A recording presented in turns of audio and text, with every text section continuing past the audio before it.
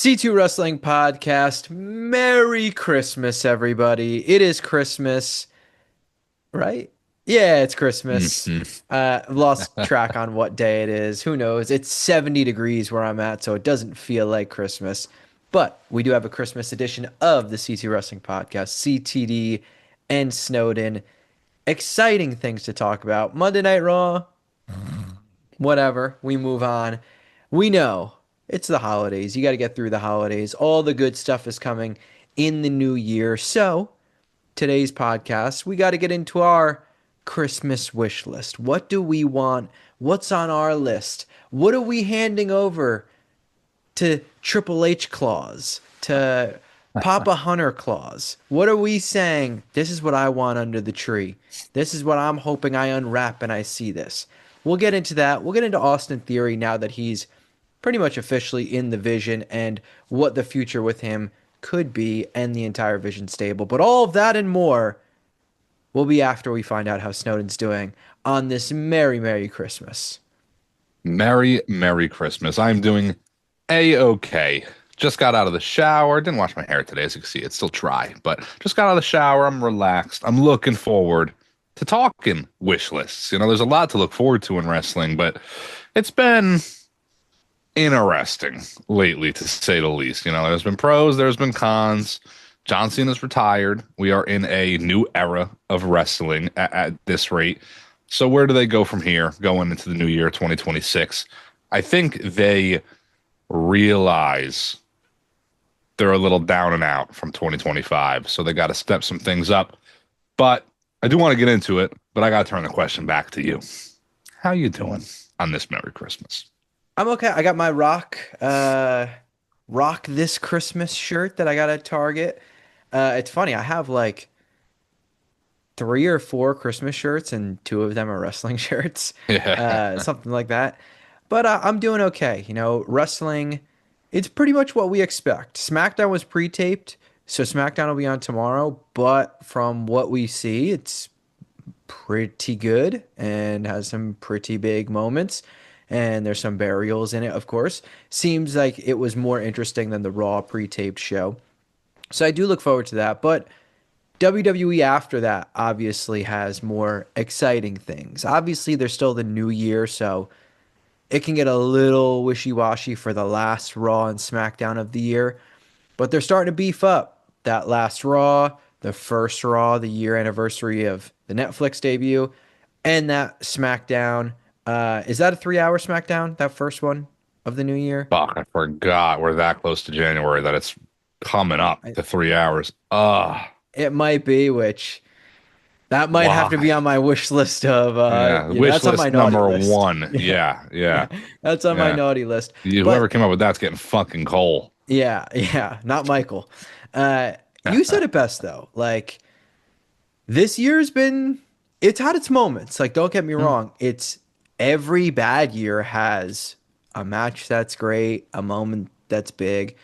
But as a whole, I think if we didn't have the last like 2 years that were so good, this year wouldn't seem so bad. Because this year, if you stick this year in between 2007 and 2008, or you stick this year in between, 2018, 2019, or 2019, 2020, we don't really bat an eye. We're probably like, oh, this was actually a pretty good year. But because these last 2 years were so good, this one feels a little extra down. So maybe these wish lists are more so for getting things back on track of where we were, where Raw was can't miss, SmackDown was can't miss, NXT was can't miss.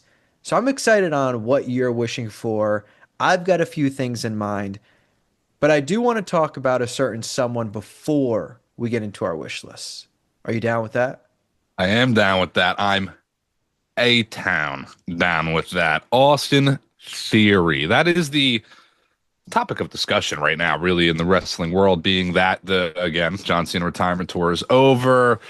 There's some other things going on, don't get me wrong, but Austin Theory is really the topic of conversation. His look, his new appeal, joining the Vision, the return, he's still a heel. What do they do with him? Where do they go? How do we all feel about it? How do you feel about it? I love Austin Theory. I've Yep. been Theory Hive for a very long time. Day Even one when, supporters as I get my yep, tissues prepared yep, because I'm going to sneeze eventually. of course. Day one Theory Hive. I mean, we were raving about him for when he was in Evolve, and we Let's were. can we just do a quick like let's replay us at WrestleMania 40 when they won the tag team championships. Okay, ready? Let's go! Let's go! Yeah! Austin Theory! Let's go! Yeah. We're the and only then ones, all right? and then the replay of everyone else around him. Yeah. Man. Meh. Yeah, look, Waller and Theory, we were huge on. We think there could have been more done with them, but Theory since day one, we've been really on board with. We have always been Theory guys. And I have found Theory's best times are when you let his personality kind of show. Like this guy, there's a reason why people were saying like this is a future main eventer, this is the next John Cena, blah blah blah. It's not just because he was a good wrestler. He's like the total package. It's more than just being a good wrestler. There's plenty of good wrestlers out there. Theory's got the look, he's got the in-ring ability, but he's got the personality, he's got the charisma. And this, like, don't get me wrong, we are very, very new into this story with him being in the vision and him being this kind of like, is he a double agent? Is he with them? Is he with Rollins? Is he just trolling Rollins? Is he gonna be a tag team with just Bronson Reed? Like, there's so much that could happen that I'm not going to completely be like, this is shit. This sucks. This isn't good. But right off the bat, this is not a guy that I want robotic. Like, this is not a guy that I want being a bland boy. Like, all right, he shaved his head and he's got this, like, this mean mug look. But I have, like, countless hours of television that shows me that even as a heel, this guy's, like, oozes charisma and oozes personality. That there has to be a way at some point you let that shine. And I kind of, the reason why I'm not harped on it too much is I think of Bronson Reed. And when Bronson Reed first joined the Vision and they first had this little link up, he kind of a little bit was just this mean mug. Like he was just, all right, I'm a big muscle, whatever. Then he found the tribal thief and kind of found something that he can run with. And it was like, yeah, this guy's got personality. Like this guy is can be a great character. Yes, he's big, yes, he's strong, yes, he does some cool moves, but he's also like funny and can still be a heel and do cool things and doesn't have to be this robot. So I have that hope that we get there with Theory. But if this is like the plan for a while, this isn't going to work. Like, this isn't going to last. It's not going to stick with me. And if I'm already like going to give the benefit of the doubt because I like the guy, I like the stable, you name it, then the general viewers who already aren't crazy about it definitely aren't going to latch on. Yeah, I'm a little indifferent. I like it's only been a week or two, but I mentioned before we popped on this that I have kind of like a point to make with the theory reveal and all that. And my issue right now with it is the weird timing of it all. Like the timing is just how it works out sometimes. You almost have to do things in the order that they come. But Theory, shows up at War Games, blah, blah, blah, curb stomp this, curb stomp that. He makes an appearance or two, stays under the mask, and then he reveals himself finally on Raw. And then the following Raw, where we actually get Austin Theory, not the reveal, is the taped show. Is like the arguably one of the worst Raws of the year. It was like an hour, 40 minutes, no commercials, just not a whole lot going on. And yeah, he had a good match, sure, but it seems like that wasn't, not that we need some like grand stage for this, but if it's going to fall on that one week, you might as well have done the reveal the week earlier. So you have his like big re-debut with a actual live show, or you do it a week after at that point. I still think they should have revealed him just right after War Games because you get a couple more weeks out of the build towards January 5th. Now, that we have the CM Punk Braun Breaker match. Where they go with Theory is interesting. He said on Monday Night Raw, he likes what he sees with the Vision. They take and he wants to take, and that's what he's doing. And is he taking a spot in the Vision or is he taking the spot from the Vision? I'm still not entirely sold that he is like long term in this faction. I absolutely see a world where it's Braun Breaker, the world champion, it's Logan Paul, the Intercontinental champion, it's Bronson and Theory, the tag champions. You can swap Theory and Logan and Bronson in any which way. And then you got the Oracle, you got Paul Heyman. But I'm not entirely sold. It is interesting that he's coming around doing Seth Rollins moves, curb stomping people left and right. Is that supposed to be some sort of shot at Rollins? Is that supposed to be kind of like a low key bit of foreshadowing that maybe he's a Rollins guy? Maybe Rollins is on the return before WrestleMania, and Theory is going to align himself with Rollins. It does seem a little bit like Rollins gets snubbed where he's been snubbed before. He had a pretty good gimmick with the Monday Night Messiah, but COVID. And then you give him a Buddy Murphy who was great back then, but COVID. And it just kind of ruined everything. Who else was with him back then? And Austin Theory. This time around, Rollins gets snubbed a little bit, an unfortunate injury, and he loses his faction. I think it's all but confirmed at this point. The breakup was never the plan. If Rollins didn't get hurt, it wasn't going to go that route. So is Theory lining up with Rollins? Is that kind of the idea? You're 100% right. He has the in-ring ability, the promo ability, the riz, if you want to call it that, the charisma. He is the total package. And I do need a little bit more out of him. I think it's going to be a couple weeks before we start to see that. But I do have some ideas on where they could go with him. Well, the number one thing that we can't have, and I know you'll agree, so I'll just say this is coming from both of us. We can't have him just put in so he's the pinfall eat guy. Like, that is, don't get me wrong, we're kind of in a spot where I don't want any of the guys in the Vision to be the ones eating the pinfall. But if you had to, gun to your head, all of your money in your bank account, whatever, I'm probably picking Theory as who they would have as the person to be taking the pins in the tag matches, or the one who gets goozled the most for when the baby faces are evening the odds, whatever. That does worry me because we know what Austin Theory is and can be. That's not the spot I want him in. Like we mentioned before Theory and Waller like officially broke up. We talked about them being in a stable together, like them two joining a faction, whether it be the Vision or some other group, and they're the tag champs in the Vision, and they're strong, and they get built stronger, whatever. They have kind of like a little bit of a different look to them.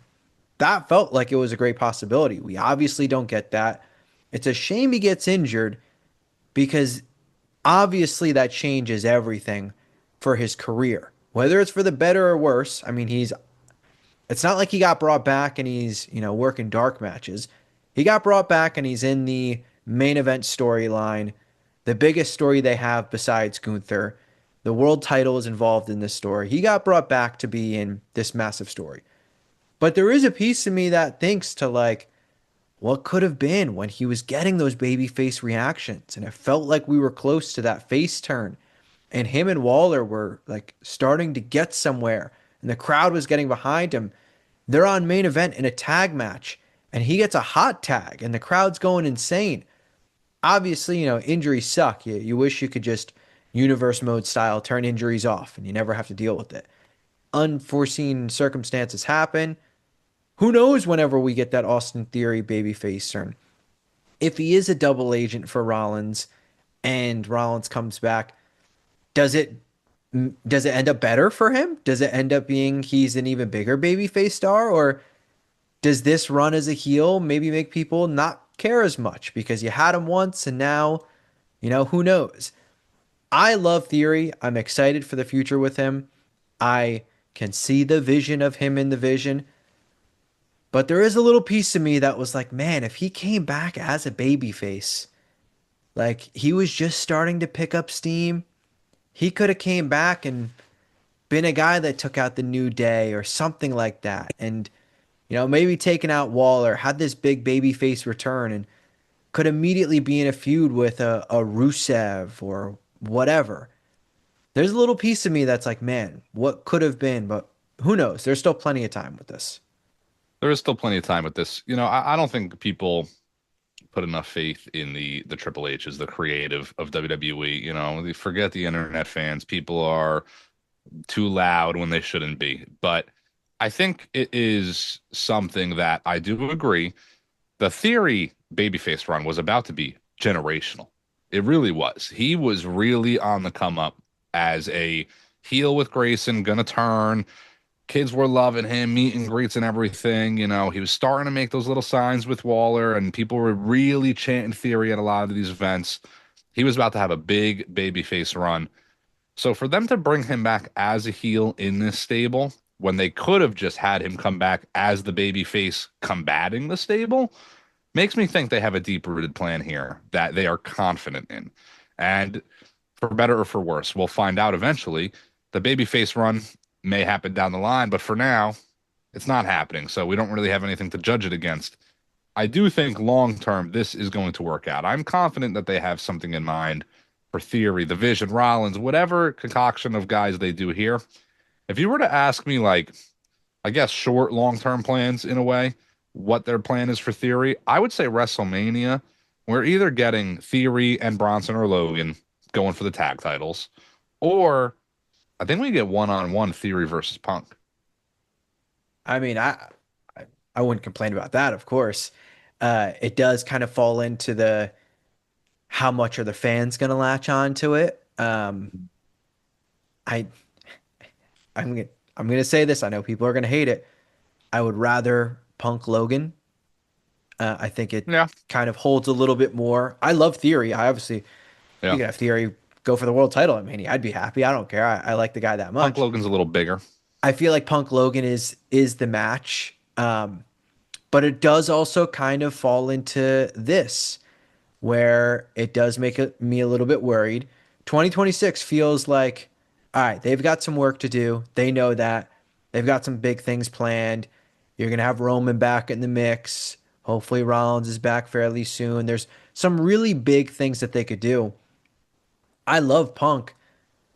The thought of Punk feuding with the Vision for 4 more months, 4.5 more months, I'm gonna be like, shit, this needs to fucking end. Mhm. It's gonna be at the point where I'll enjoy the match. I like the people, but man, this just ain't. It's just been so watered down at this point. It's been going on for too long, and we kind of run into that. I think of Becky versus AJ. It's probably gonna happen at Mania. Yes, when you have part-time wrestlers, it's easier to do it. But by the time we have this match again, I mean, this is over 6 months of the feud. Aleister Black and Damian Priest, two people we love. They've been feuding for like 6 months. It's like, all right, we need to get onto something fresh. That's my worry with Punk being involved with Division at Mania. And right now, how could you not think that he's going to face at least one person from the Vision at Mania? Yeah, I mean, this might sound crazy too, but the only other option I feel like for Punk, which like, man, maybe there is more options and they could figure out some sort of Punk feud going into Mania. Somebody eliminates him from the Rumble. There's always like a way, but if it's not like Punk versus Braun, Bronson, Logan, Theory, Rollins, Roman, maybe there is a world where he gets Cody too. They might run back Punk Brock. That might be like the next thing for Punk. And Brock kind of low key on a little retirement tour too. They might be kind of throwing back with Brock like they did Cena. Brock versus Punk.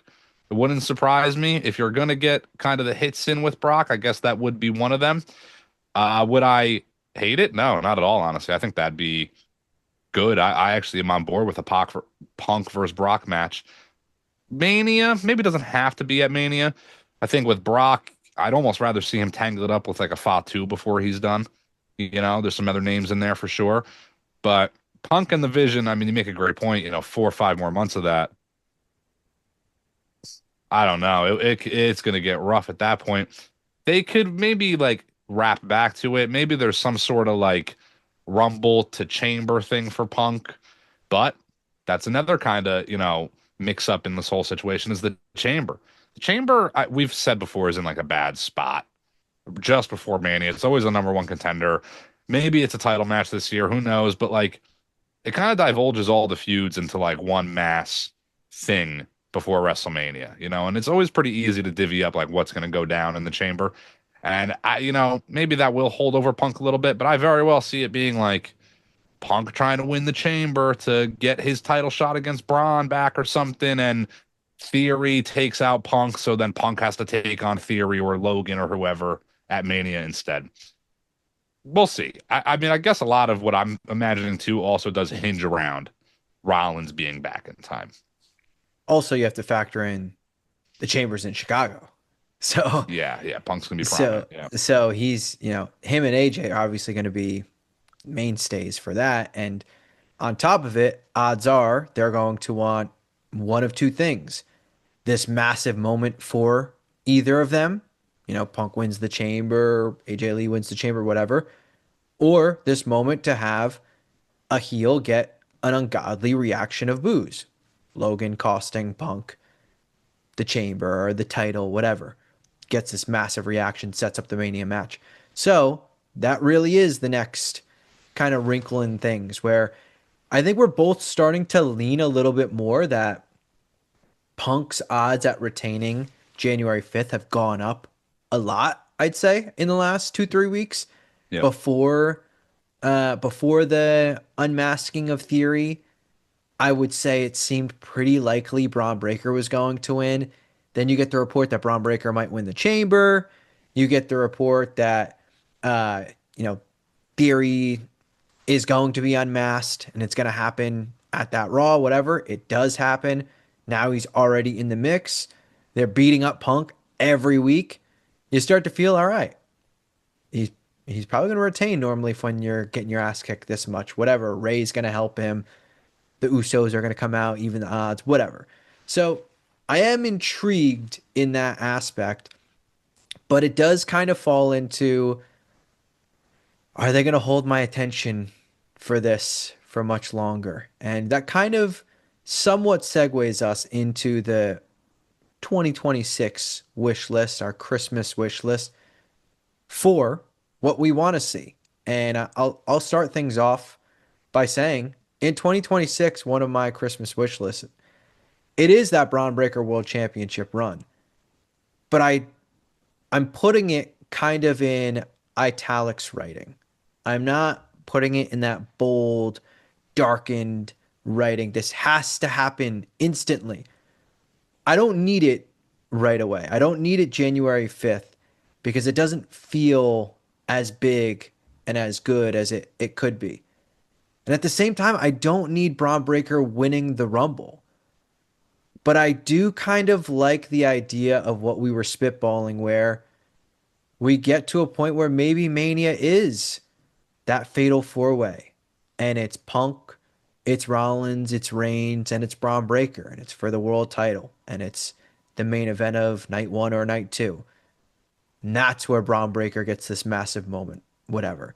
So I guess I'll say my first wish is, I guess, CM Punk retains January 5th. I yeah. So guess. I'm on board with Punk retaining. I've kind of been in that boat ever since they announced the match, even when it seemed more unlikely. I want Punk to retain January 5th, whether it be screwy or whatever. It almost has to be screwy because I don't want Braun to just like lose clean either. DQ something, I don't know. I also don't want Braun Breaker to fall into like a Bray Wyatt situation where if Braun Breaker wins the championship, he's not going to lose it at Mania. Don't get me wrong. But him going into Mania as the champion is not as like powerful as him winning the championship at WrestleMania. And hey, it just happens again, the timing of wrestling to fall around WrestleMania. It could be SummerSlam or Money in the Bank or Survivor Series. I don't know. Braun Breaker's first initial title win, big championship title win, should be on a grander stage than just this Monday Night Raw, in my opinion. I think there can definitely be something screwy that happens to propel that forward. Braun versus Punk one-on-one at the Chamber, perhaps. Maybe Braun can win it there. But I am pretty locked in on Roman versus Rollins versus Braun versus Punk fatal four-way. You run back the triple threat, but Braun Breaker squeezed his way in there. He's got beef with all three of those guys, so it makes sense. And that is where, if you have Braun win that match, he pins any of those three guys. Established. Absolutely established. That is our world heavyweight champion. I think that's fantastic. As for my first wish list item of 2026, you said you would put that in italics. You're not necessarily putting it in bold. I'm putting this in bold. Fuck it. New Year's Eve, 11:59. You got to put a title on Gunther already. I want that championship on Gunther, and that's an obvious one. Don't get me wrong, but we got to reiterate here. This is a Gunther Stan account. So that has to peak my list. Gunther winning championship gold. Gunther winning the Rumble at this point, I think is the best option for the Rumble. That's my first wish list. Yeah, it honestly, I figured one of us would say it quite early. Uh, Yeah. it needs to happen, Mm, and they're still teasing this Styles match. We're kind of at a point with Gunther. There was I don't know why I can't remember. I thought of it earlier, and now I can't remember. There was some sort of storyline where someone did something, and it was like the entire roster was mad at them, like disgraced at them. And they had segments where like they would I can't remember uh-huh. who the hell it was. And now I thought of it before, and now I can't remember. But it's what they're doing with Gunther, where anybody and everybody is sickened by them. Like they cannot believe what Gunther is doing. They can't believe how he is acting. And even though he's having the stare downs with Punk, the stare downs with Ray, laughing in their face, it's Styles that's the one that, has this connection to. And it does feel like this might be the build for a Mania match. I just don't want it. I shouldn't say I don't want it. I just don't think it's right. Like this is were you gonna open Mania with it or something, or have it as a co-main event or something? It just doesn't feel big enough. I think the way to do it is Gunther wins the Rumble, eliminates Styles. Gunther maybe faces Styles again at the Chamber, and Styles is that little holdover for now, and then they come back to it. Kind of similar like Chad Gable when Gunther was the Intercontinental Championship. It was like a little holdover, then they came back to it. Like it doesn't have to be this all pays off into Mania. Have it go a little bit, take the break from it, circle back to it, and it's even bigger at that point. It just feels like if Gunther isn't, I'll say this, I won't put it on my list because I think this is just straight up a fact from C2 Wrestling. If he isn't going for the World Championship, the WWE Championship, or facing someone so big like a Brock Lesnar, which I don't even want, it is a failure. Yeah, it's absolutely a failure. You beat me to the punch. That's what I was going to get into is that even a Gunther Brock Lesnar match at Mania feels lesser than Gunther not only having a championship match, but winning the championship at WrestleMania that year, this year. That is the only choice for Gunther and the way they've booked him, the way they're propelling him. And, maybe there is a way around him winning the Rumble or not winning the Rumble, I should say, and getting that match. But you're booking this guy so strong. How does he not win the Rumble this year and then still get a title match at Mania? I don't know. The Styles feud, I mean, I love Styles versus Gunther. That's fantastic, I think. But yeah, again, lesser if that's going to happen at this year's WrestleMania. Gunther versus Styles, I think, would be a great feud for Styles while Gunther is champion. Styles going for the championship. I think that's a great final run for Styles, baby face, trying to get the title from Gunther before he's said and done. I think Gunther, if he does win the title at Mania, is going to hold the belt for a while, but Styles could be that guy to take the belt off of Gunther at some point, and I wouldn't be disappointed at all. Gunther, though, man, he's just the GOAT. He's just so good. The way they're booking him, the way everybody's hating him on Raw, it seems like they're only booking him in a way where he's going to grow more hate because he's just succeeding and succeeding and succeeding. He's going to win the Rumble. He's going to win the championship. I'm pretty much all but locked in on that. Again, though, to my pretty much earliest point in this podcast, I think 2026, they're going to want to pull out some surprises because 2025 was a little down and out. So I'm still not convinced they don't swerve us with like a Sammy eliminates Gunther to win the Rumble. That would be a crazy swerve. And clearly, I've fallen off the Sammy winning the Rumble train because he hasn't been prominent in the last couple months. But maybe that's like a big thing they want to give us. But again, to me, that kind of like diminishes this run of Gunther. The only thing that doesn't is him winning. So I was smiling ear to ear because you were saying maybe there's a way he cannot win the Rumble, but he's still whatever. And I immediately thought, you're having all of these people kind of be against him. So you could have in the Rumble where he happens to be in there, and there's, you know, just 10 the odds. plus. Yeah. There's 10 baby faces and two heels, and Gunther, he's got no hope. Like half the damn ring, and he gets eliminated that way. But he's still gonna work his way into a Mania match, and you want to keep adding on to this heel that is your biggest heel. Then what do? You have him choke out Punk in Chicago to go to Mania. You have them the final two. Maybe Logan causes a distraction. You're setting up Logan Punk that way, whatever. And they're the final two in the chamber. And Gunther, he puts Punk to sleep. And we get the crickets. And we get the loud boos. And we get the similar reaction that we got at Saturday night's main event. And just add to this is the big bad bully. And it doesn't matter if you're in your hometown. It doesn't matter if you're on neutral site. It doesn't matter if the entire crowd is for him or against him. He's going to upset a lot of people. And that, if you are hell bent on Braun Breaker being your Rumble winner and going for the world title, whatever, I feel like that's kind of your way around it, where Gunther is beating Punk in Chicago, whether it be in the Chamber or some other match. He gets kind of his revenge for SummerSlam, and he gets even more ungodly boos, or even better, dead silence of a reaction. Yeah, I can see it. I was smiling a little bit there because you sparked a little bit of just a small idea. I can see 10 baby faces in the Rumble, and then it's two heels, like you said. It's Gunther and El Grande Americano on one side, and they're facing down 2 versus 10. El Grande switches sides, and they all eliminate Gunther. There'd be a little bit of a spot there. That's probably the most plausible way outside of Brock eliminating Gunther to have him lose the Rumble.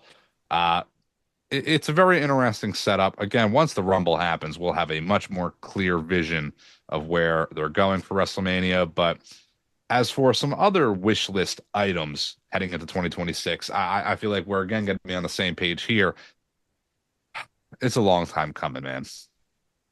We need a fucking draft, dude. We need a draft and split brands, and it's got to be decisive. Like we got to actually enforce it this time around. I like the idea of NXT talent acting as free agents. They're not signed. They can hop to both shows. And once they do sign, they're exclusive. They don't go to NXT. They're not on SmackDown or Raw, whatever it is. But we need a draft, more importantly, a draft and a brand split. Yeah, I mean, that was 100% going to be on my wish list. Yeah. It is, I don't know if there's anything needed more in wrestling right now. Like, it is this pick, don't get me wrong, we're obviously Gunther diehards and we want the absolute best for him. This on the wish list is the brand new PlayStation or Xbox just came out. And Yeah. you've got a summer birthday and it dropped in October or November. Mhm. And it's your top of your list and you're telling old Santa Claus, I don't care if I don't get a single other present as long as I just get this one. I know times are tough, but I just need this one. This genuinely might be that one for Yeah. how bad it is needed. SmackDown's spiced up a little bit. Um, Obviously, we won't get into what happens on Friday if you haven't seen the spoilers and are trying to avoid it, so we won't spoil the show for you. But it does feel like a little bit has kind of been shaken up there. But you look at some of the divisions, especially on Raw, and it's like, man, all of these people have faced. This is all pretty much done and dusted. There's no real fresh matchups. The only way they're getting fresh matchups is from NXT people being involved, which of course I like, but you still have plenty of other people that got to be involved. So it is to the top of my list. And that one, it is in bold. That one looks, when I write it down on my Christmas list, it looks like the from SpongeBob. That's how that one looks. Yeah, no, I agree. The rosters are so deep now too. The men's, women's rosters are so large that you can do a brand split, and it's even easier than it used to be when you had like 10 real names per brand. You got so much talent now that you can do so. I don't like the idea of the shakeup. I like a draft. I want to see stables and stuff stay together. You can break up a tag team or two, and that's the opportunity to like maybe do some special things. Maybe that's your opportunity to, you draft a Montez Ford to one brand and an Angela Dawkins to another, and you can kind of get singles runs out of these guys or something and finally split up a tag team that people have been kind of calling for a while. Random thought, but you can do something like that. I just really need like the definitive brands again. I want this guy to be the champion of Raw, the champion of SmackDown. I want them to be battling one another. Brand warfare. Raw is the best brand, SmackDown's the best brand. That is arguably the best wrestling we've ever had, is that ruthless aggression era where it really was brand warfare. And again, the talent you have now is where you can do it. You got some real up and coming talent that can be the faces of these brands like John Cena was back in the day, Eddie Guerrero, whatnot. It's kind of now or never. If we don't get it post WrestleMania, I don't know if we'll ever get it. Yeah, it genuinely is a worry. Like Hmm. what makes me nervous, and I know you'll agree, if we're getting this fucking transfer window again. No, this is not enough. It's lazy booking. It's your Lazy. cheap way to have people on SmackDown face people on Raw at Mania, whatever. No. If you want to do a full-fledged draft right before Mania, I would take that Hmm. over what they did last year. 1 million Yeah. percent. Well, I think they also need to calm down a little bit too on like the cross brand PLEs and such. And I know it's hard with like Money in the Bank, Survivor Series, but like they're throwing Crown Jewel in there, and like it's just all this other crossover stuff that doesn't necessarily need to happen.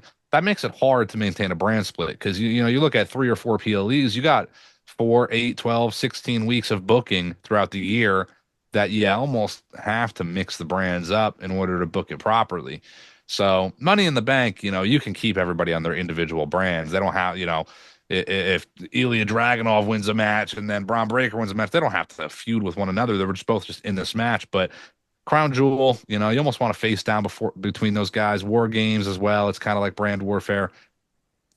I just don't know if I need all that as much. Brand split is my number one. That's the in SpongeBob, as you said. Next on my wish list, it's another thing that we've talked about, but more and more I've been like, man, I would love for this to happen.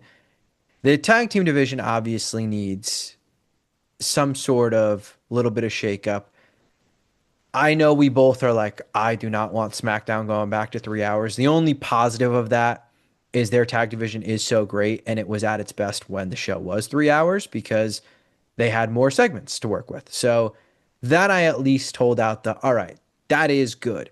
But we need to, you know, we need to shake things up with all of these tag teams because really, on paper, there's a lot of tag teams in the company, but a lot of them have already faced.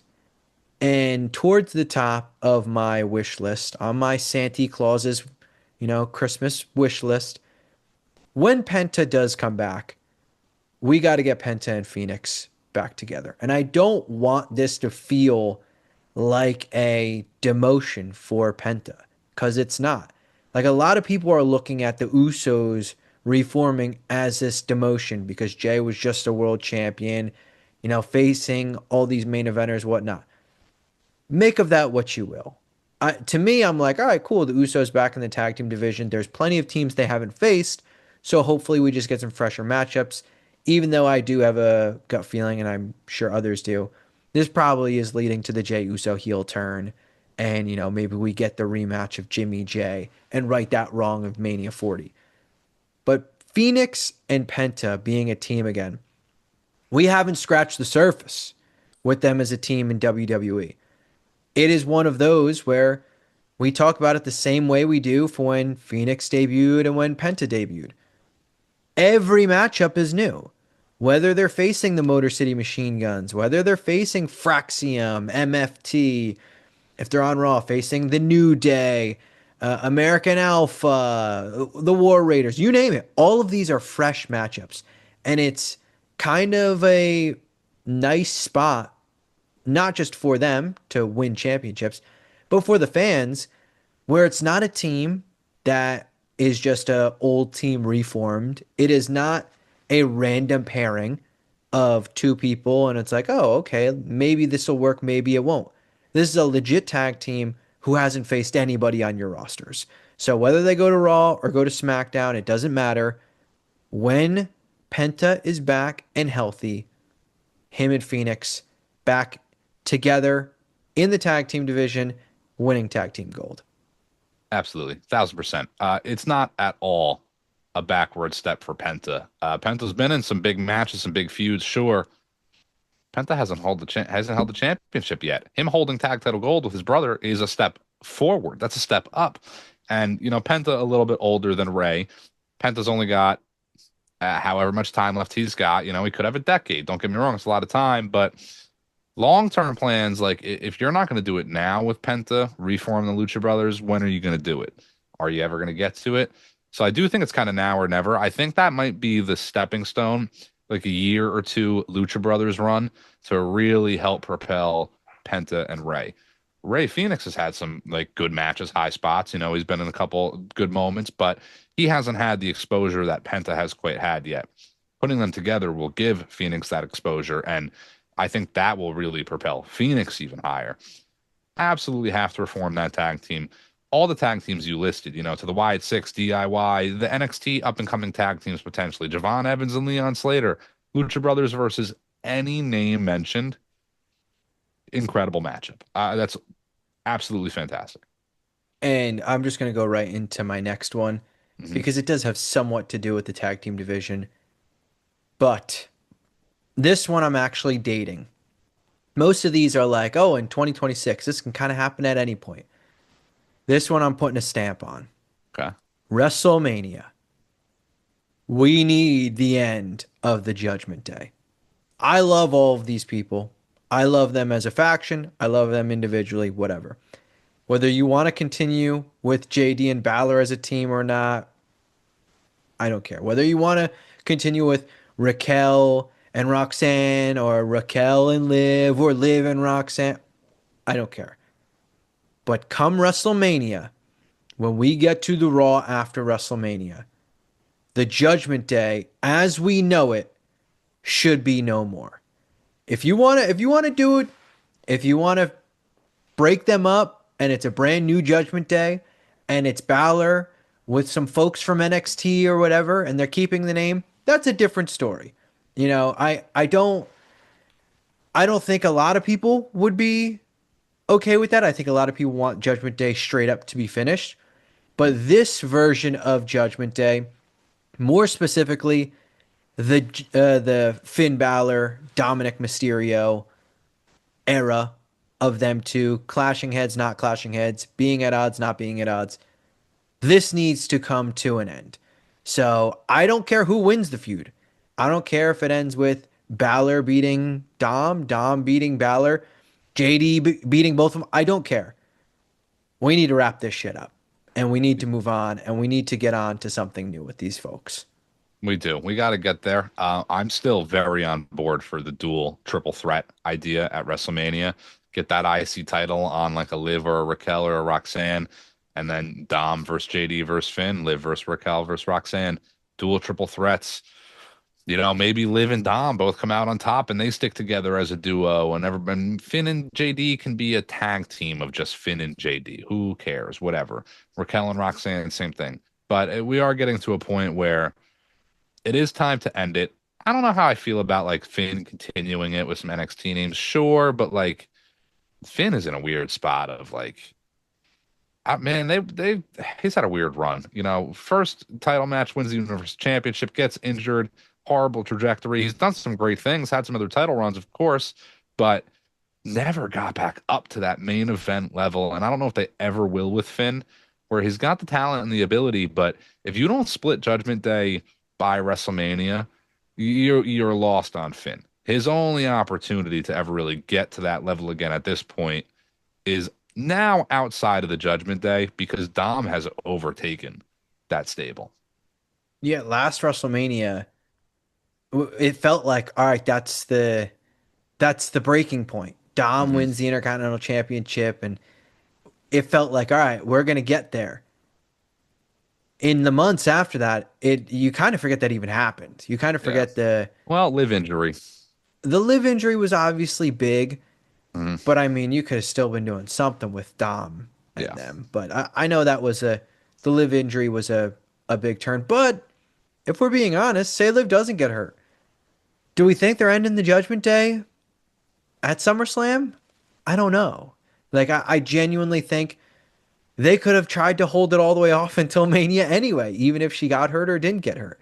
You know, with the women, it obviously would have been much more accelerated because there was more of a mix in with Roxanne, and that completely derailed all that. But as for Balor and Dom, it was like, man, we need we need this to To get going. Yeah. get moving.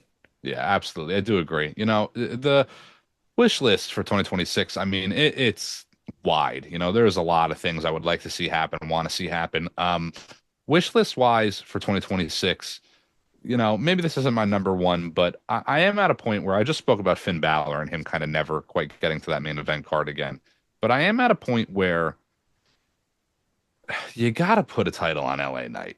You got to put a major championship on LA Knight. And with Gunther winning a title and probably holding that title for a while, it only leaves another championship open. I don't think LA is going to be the guy to beat Gunther for a championship, but I want to see LA actually succeed. And he's been a US champion before, don't get me wrong, but he has really just been a put over guy for a lot of this storyline with the Vision and Jay and everything. And he's again had some high profile matches and whatnot. But at what point, like, do I just give up on LA Knight? At what point does it become a similar stale act because he's just not doing anything different? My bigger point to it is not only do I want to see him win a championship, I want that heel turn for LA Knight. I think that could be a big player if you turn him heel. I think he's great as a face, and I think he got over so organically that the face run went longer than they expected. That boy's a better heel than he is a babyface. I'm gonna be Chris Kringle for a second, and I'm gonna ask you. I'm gonna say, look, Snowden, you were on the nice list, but Hmm. you kind of teetered, and money's a little bit tight. I can only give you one. Would you rather get that moment for LA Knight, or would you rather get that moment for Drew McIntyre? And he beats Cody, and you have this just a little bit of a freshen up of that championship, even if it's just for a few weeks. And hell, Cody wins it back, whatever. Because if Drew loses the three stages of hell, him and LA Knight are like this when it comes to if not now, then never.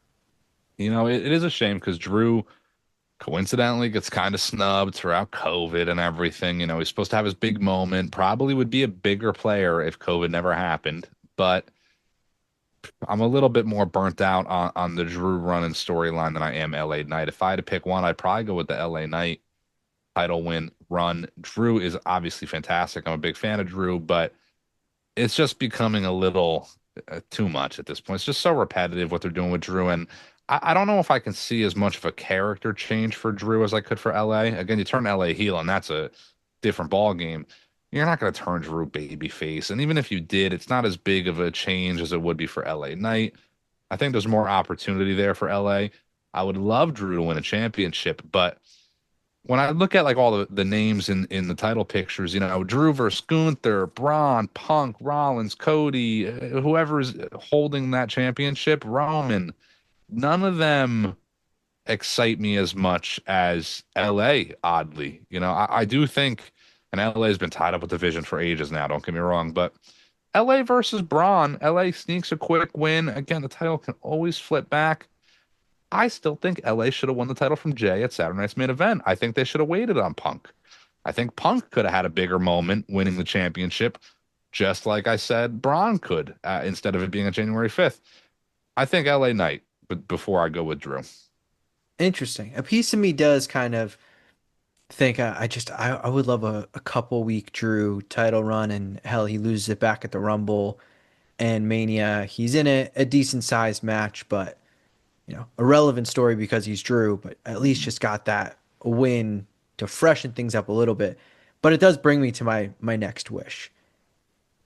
2026 Christmas wish list. This has to happen in 2026. Oh man, let's just have Cody versus Orton already.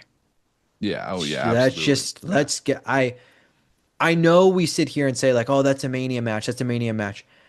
I am okay with it not being a Mania match. I am Mhm. okay with it being a main event of a SummerSlam. Or hell, it could culminate and they bring back a Bad Blood and they face in a Hell in a Cell, whatever. It kind of needs to happen because I'm like 50-50. 50% I want the match, I want the feud, I like the story. The other 50%, I'm just tired of hearing people every way, every show, any promo. Where's Orton? Why isn't Orton in this? Where's Cody Orton? Why isn't Cody Orton happen?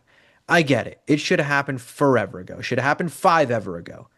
Let's just do it. I think the easiest way is how we've said on this channel before. Gunther beats Cody at Mania. Orton was revealed as the Fatu attacker, and Orton faces Fatu at Mania. And you get to Orton versus Cody. Maybe it starts without the title, and then a little bit later a title gets mixed into it. I don't know. But it doesn't need to have the championship. The championship has started the feud, but that doesn't mean Cody has to be the champion for it to culminate the feud. Just have it happen.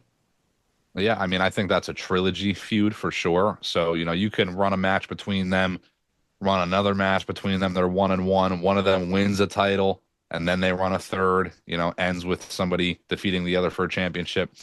I did have a little bit of a vision about Fatu and Orton the other day, and I absolutely see a world where Fatu might be ready to come back right now, but they're holding off for any sort of extra surprise for the Rumble they can have.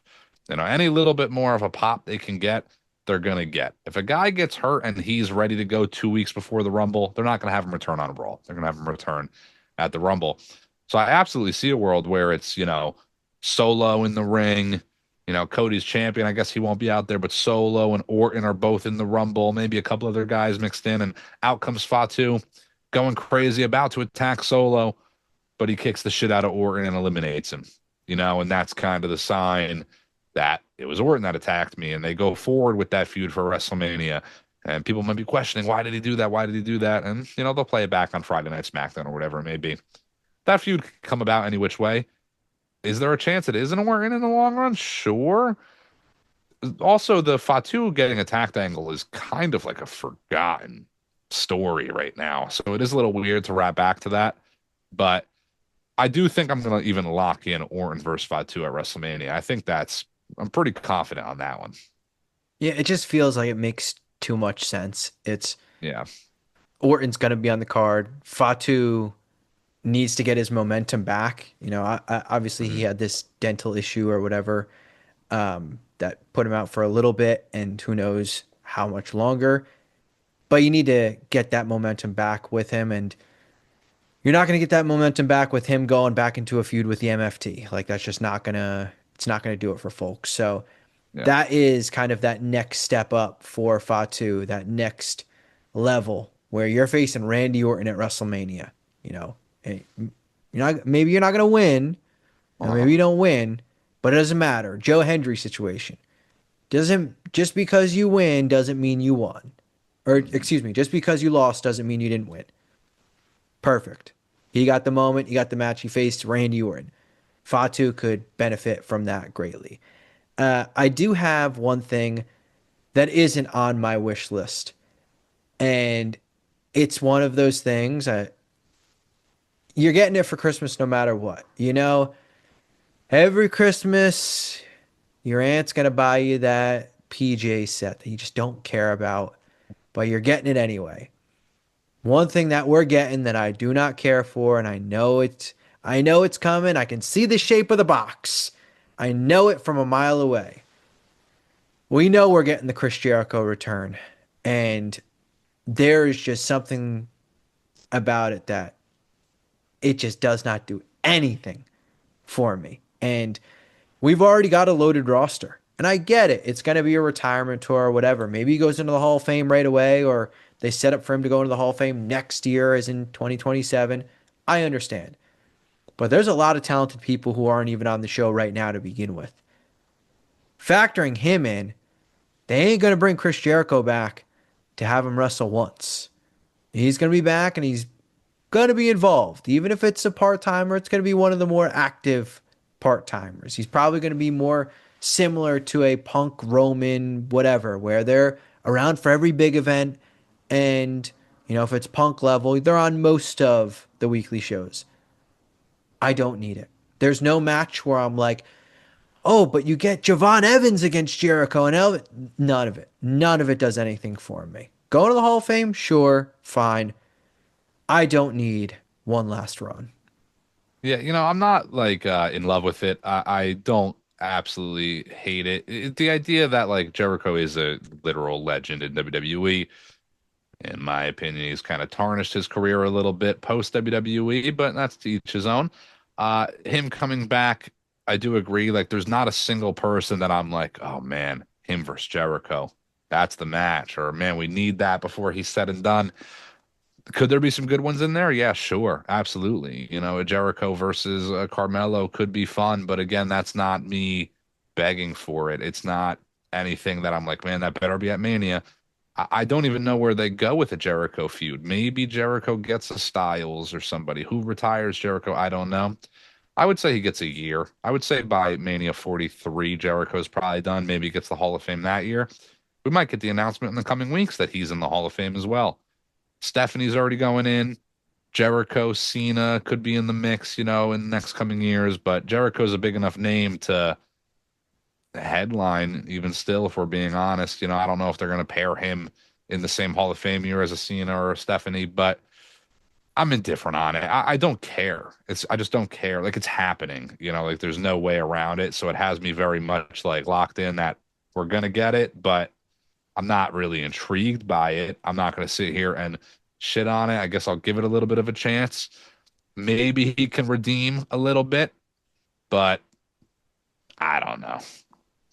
He does kind of feel perfect for headlining the Hall of Fame in Saudi. Like, he does kind of feel like that's Oh the God, the fucking Hall of Fame is going to be in Saudi next year. Jesus Christ, I it does forgot. it does kind of feel Mania. like perfect. Like, doesn't that just feel like that makes perfect sense? They would love it. Like, Yeah. it's the perfect headliner for them. It's that kind of feels. One thing there could be, I don't want to say redemption, but how about if you want to have at least one moment where I'm like, all right, I'm glad Chris Jericho did that. All right, I'm glad Chris Jericho is here. Whatever. Chris Jericho returns. They have the draft, and he gets drafted to SmackDown. If you give me a promo where Jericho gets drafted to SmackDown and he is talking about how SmackDown's the bigger show, and he sits there and says, before you know it, sooner or later, we're going to start beating Monday Night Raw. Then I'll be like, all right, Yeah, all right, all right, all all right, all right. right. Respect. Give him a championship. Let's put the title on him. That's funny. Yeah, That's yeah, a good little moment. yeah, Little division between the yeah. brands, little callback. I'd be okay with that. Yeah, I would be okay with that too. That would be a great moment, actually. But we'll see where they go.